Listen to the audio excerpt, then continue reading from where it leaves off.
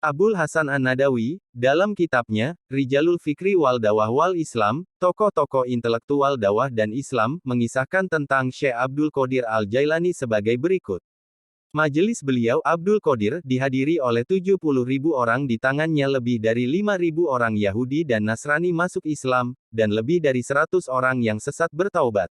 Beliau buka pintu baiat dan taubat di bawah bimbingannya. Maka masuklah ke dalam bimbingannya orang-orang yang jumlahnya hanya diketahui oleh Allah, sehingga keadaan umat semakin membaik dan keislaman mereka pun semakin mendalam. Saat usia 8 tahun, beliau sudah meninggalkan kota kelahirannya menuju Baghdad, yang saat itu Baghdad dikenal sebagai pusat ilmu pengetahuan. Selanjutnya pada tahun 521 Hijriah atau 1127 Masehi, Syekh Abdul Qadir Al-Jailani mengajar dan menyampaikan fatwa-fatwa agama kepada masyarakat hingga beliau dikenal masyarakat luas. Selama 25 tahun, beliau menghabiskan waktunya sebagai pengembara di padang pasir Irak dan akhirnya dikenal oleh dunia sebagai tokoh besar yang harum namanya dalam dunia Islam.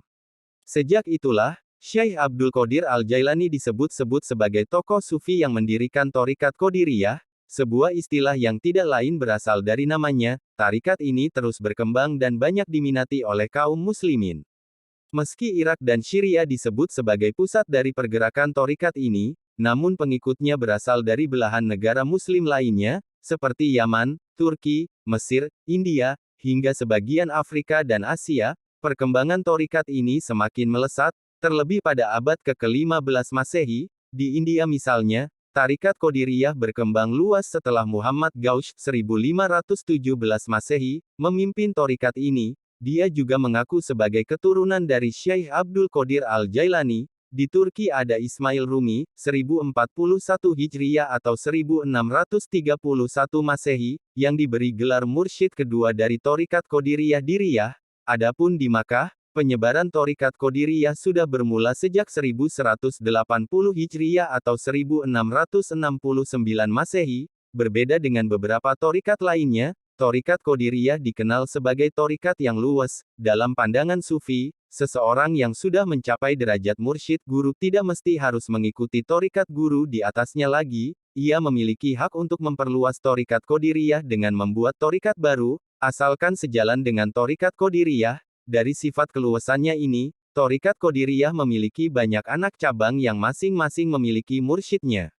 Sebut saja seperti Tarikat Benawa yang berkembang pada abad ke-19, Tharikat Gaussiyah 1517 Masehi, Tharikat Junaidiyah 1515 Masehi, Tharikat Kamaliyah 1584 Masehi, Tharikat Mianhei 1550 Masehi, dan Tharikat Kumaisiyah 1584 Masehi, yang semuanya berkembang di India. Di Turki terdapat Tharikat Hindiyah, Hulusiyah, Nausyahi, Rumiyah, 1631 Masehi, Nabulsiyah, dan Waslatiyah.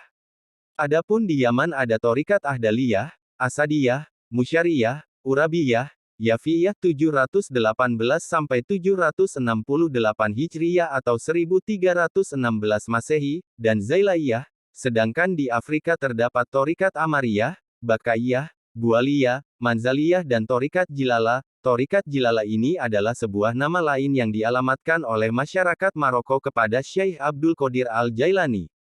Adapun di Indonesia, Tharikat Qadiriyah berkembang pesat yang berasal dari kawasan Makkah, Arab Saudi. Tharikat Qadiriyah menyebar ke Indonesia pada abad ke-16, khususnya di seluruh Pulau Jawa. Ada beberapa pesantren yang menjadi pusat pergerakan Tharikat Qadiriyah ini. Sebut saja seperti Pesantren Suryalaya Tasikmalaya, Jawa Barat, Pesantren Meranggen, Jawa Tengah, dan Pesantren Tebu Ireng Jombang, Jawa Timur.